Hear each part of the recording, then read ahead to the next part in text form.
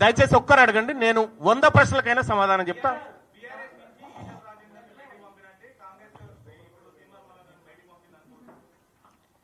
ఈటల రాజేందర్ గారు పోయి ఎన్నికల్లో కంటెస్ట్ చేసి భారతీయ జనతా పార్టీలో చేరి ఆయన రాజకీయం చేస్తూ ఉన్నాడు. నేను ఏదో పార్టీలో చేరడానికి చూస్తలేను కదా, నేను బీసీ మూవ్మెంట్ నడపడానికి చూస్తూ ఉన్నాం. మేము బీసీ ప్రజలను చైతన్యవంతం చేసేటువంటి కార్యక్రమంలో ఉన్నాం. దానికి దీనికి ఎలాంటి పోలిక లేదు. యుద్ధం మా శరీరాల మీదనే, మాలో దాగిన బానిసలు ఉన్నారు కదా, మా శరీరాల్లో వాళ్ళని బయటికి తీయడం కోసం యుద్ధం చేస్తాం.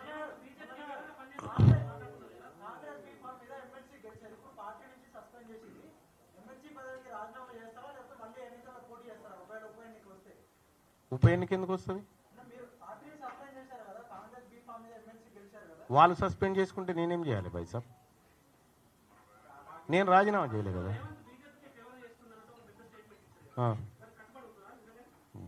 బరాబర్ కట్టుబడి ఉంటాం. ఇప్పుడు ఒక విషయం చెప్తా ఉన్నా భాయ్ సాబ్, ఇదే మహబూబ్ నగర్ పార్లమెంటు సెగ్మెంట్ పరిధిలో అసెంబ్లీ ఎన్నికల నాడు,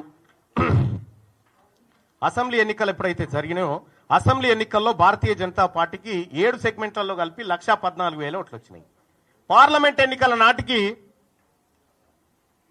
6,05,800 ఓట్లు వచ్చినాయి. అంటే 5 లక్షల ఓట్లు 6 నెలల్లో భారతీయ జనతా పార్టీకి పెరగడం జరిగింది. సేమ్ మల్కాజ్గిరి సెగ్మెంట్ పరిస్థితి అదే.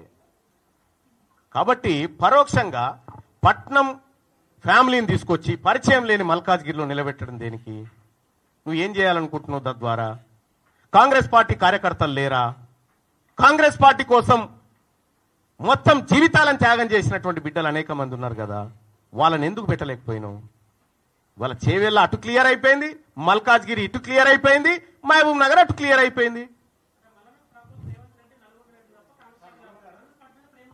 ఒక విషయం చెప్తా ఉన్నా, కాంగ్రెస్ పార్టీ మేము ఇప్పటికి నమ్ముతా ఉన్నాం. రాహుల్ గాంధీ గారు కులగణన దేశవ్యాప్తంగా చేస్తా అంటున్నాడు, దాన్ని నమ్ముతున్నాం మేము. కాంగ్రెస్ పార్టీ ఏ విధానంలో తప్పేం లేదు, ఆయన చెప్పింది కరెక్టే, కానీ ఇంప్లిమెంట్ చేయాల్సినటువంటి గవర్నమెంట్ మిస్లీడ్ చేసింది ఆయనని.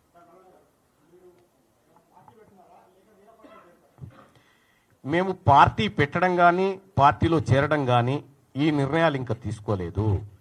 మా మేధావి వర్గం అంతా, బీసీ మేధావి వర్గం అంతా కూర్చొని ఫస్ట్ ఈ ప్రజలకు ఏం కావాలనేటువంటి నిర్ణయాలు తీసుకుంటాం. అందులో మా పాత్ర ఎలా ఉండాలని మా మేధావి వర్గం డిసైడ్ చేస్తూ దాన్ని బట్టి ముందు